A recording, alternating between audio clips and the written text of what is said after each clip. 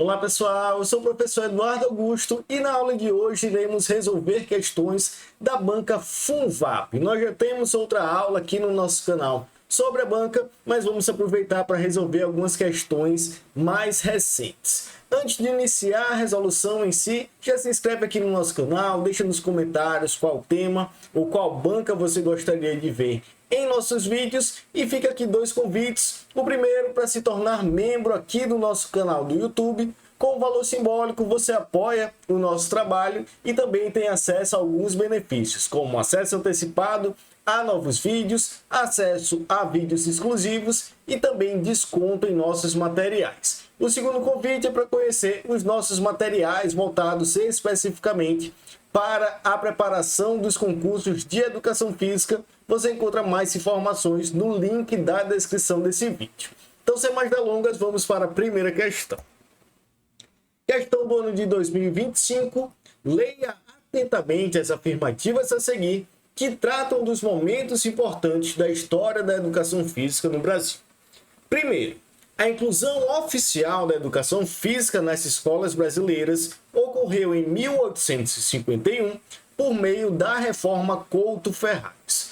Houve resistência por parte da sociedade, especialmente de pais de alunas, sendo maior a rejeição em relação às meninas. E aí, perfeito, né? O único porém que a gente poderia identificar é em relação à data, porém, como a gente já falou em outros momentos, quando a gente fala da Reforma Couto-Ferraz, a gente pode encontrar duas datas, que são 1851 e 1854.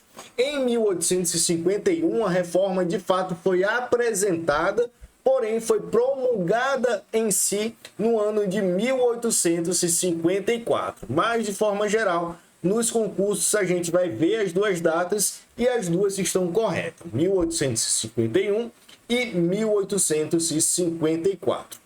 E aqui é verdadeiro, né? A primeira reforma que traz a inclusão da ginástica, né? A educação física ainda chamada de ginástica, e uma resistência principalmente em relação aos pais de alunas, né? Dizendo que a ginástica não era exatamente importante para as alunas, para as meninas. E aí só Rui Barbosa, lá em 1882, em seu parecer, traz, né, a importância de expandir a educação física, a ginástica, ainda tratada como ginástica, para ambos os sexos.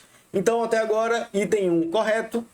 Item 2, em 1882, Rui Barbosa recomendou a obrigatoriedade da ginástica para ambos os sexos nas escolas normais. Verdadeiro, foi o que eu acabei de falar.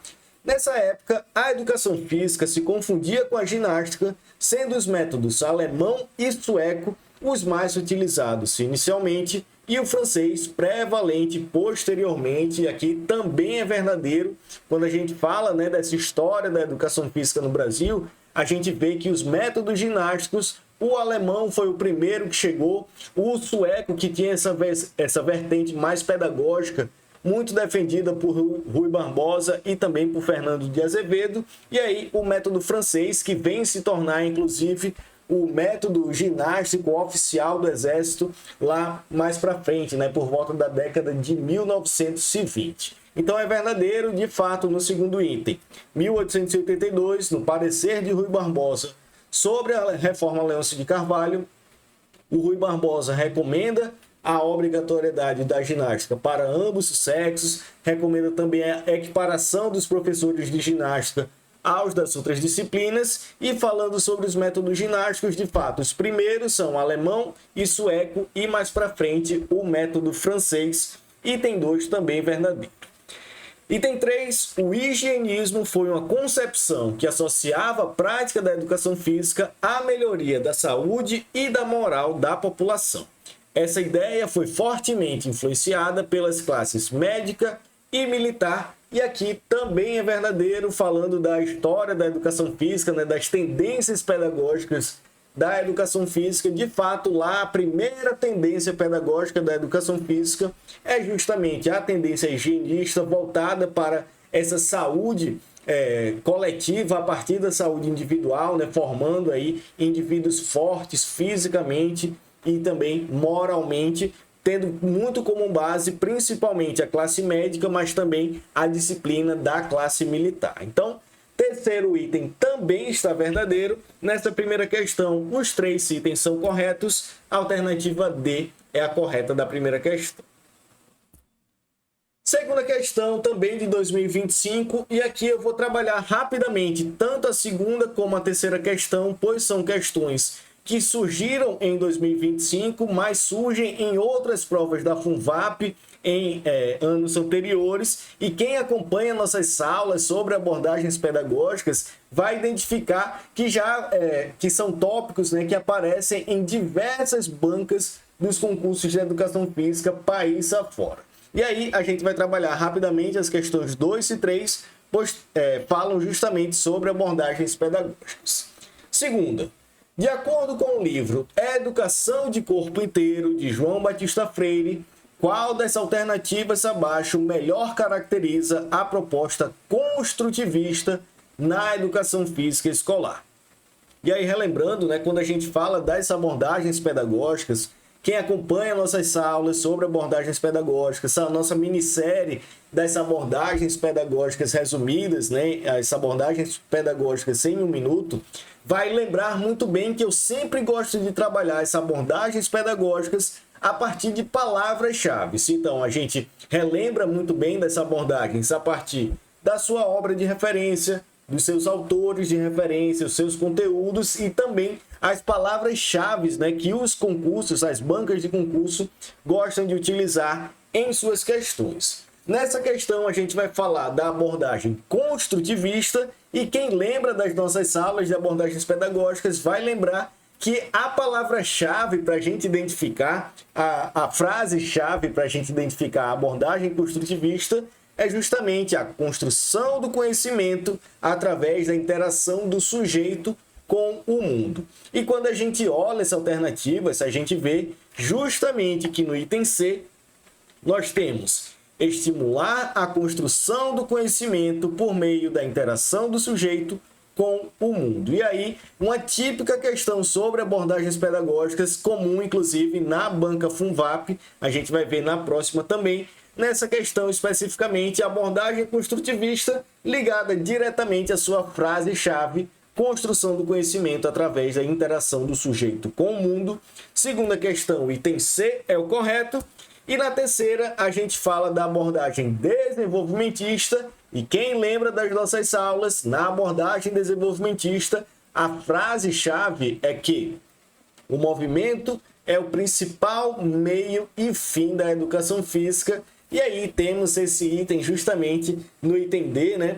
O movimento é o principal meio e fim da educação física, sendo indispensável em qualquer aula. Item D é o correto da terceira questão. E aí fica mais uma vez, né, a importância de se trabalhar as abordagens através dos seus conceitos chaves, identificando obra, os seus autores de referência, os seus conteúdos, formas de avaliação e principalmente esses conceitos chaves que a gente consegue identificar em cada uma delas, pois a banca sempre vai trabalhar, né, utilizando esses conceitos chaves justamente para diferenciar uma abordagem da outra. Tranquilamente, então, segunda e terceira questões de 2025, a gente resolve a partir desses conceitos chaves das abordagens pedagógicas. Antes da gente avançar para a quarta questão, fica a recomendação aqui do nosso material mais completo que você pode utilizar não só para os concursos da banca FUNVAP, mas para os concursos de educação física que você estiver estudando, que é o nosso curso da preparação à aprovação. Nosso material de acesso vitalício, com mais de 60 videoaulas de teoria, simulados, banco de provas, módulo de organização e planejamento de estudos e o mais importante, que é o suporte individual via WhatsApp, onde você pode tirar todas as suas dúvidas e também solicitar um direcionamento mais específico. Você encontra mais informações no link da descrição desse vídeo. Avançando, quarta questão, ano 2023, típica questão também que cai não só na FUNVAP, mas nas diversas bancas do país, abordando os esportes, a classificação dos esportes na BNCC. O esporte coletivo de invasão é conceituado como conjunto de modalidades que se caracterizam por comparar a capacidade de uma equipe em introduzir ou levar uma bola a uma meta ou setor da quadra ou campo defendida pelos adversários, protegendo simultaneamente o próprio alvo, meta ou setor do campo. Dessa forma, é correto afirmar que o esporte de invasão, e aí é uma questão cobrada em 2023, porém em 2025, em uma prova mais recente, a gente tem uma questão muito semelhante, mas ainda mais objetiva. Ela traz a descrição e aí a gente só precisa marcar lá se é um esporte de invasão, técnico combinatório, marca, enfim. Mostrando aí, inclusive, como é comum essas questões sobre a classificação dos esportes na BNCC. Nessa, a gente vai relembrar os esportes de invasão. Alternativa A: pode apresentar o vencedor por número de pontos, como, por exemplo, o vôlei. E aí, o vôlei, na verdade, não é um esporte de invasão, mas sim um esporte de rede, quadra dividida ou parede de rebote. Item B: preconiza sua intencionalidade a partir da participação de 3 equipes no mesmo período de jogo. E aqui é falso, né? A gente vai ter a disputa de 2 equipes, justamente uma buscando levar uma bola ou um objeto até a meta defendida pelo adversário, ao mesmo tempo que protege a sua meta. Item C: proporciona a ocupação das equipes adversárias no mesmo espaço de jogo. E aqui é verdadeiro, né? Nesse esporte de invasão, a gente vai buscando conquistar território ao mesmo tempo que protege a nossa meta. Então, vai ter uma ocupação simultânea das equipes adversárias no mesmo espaço de jogo. Item C já é o correto. Item D: se caracteriza por não contemplar sistemas táticos defensivos. E aqui é falso, né? Nos esportes de invasão, a gente tem os sistemas táticos, né? As estratégias, tanto defensivas como ofensivas. E aí, por isso, o item D é falso. Nesse caso, quarta questão, o item C realmente é o verdadeiro. Quinta questão, 2025. Durante a Idade Média, a valorização do corpo humano foi reduzida.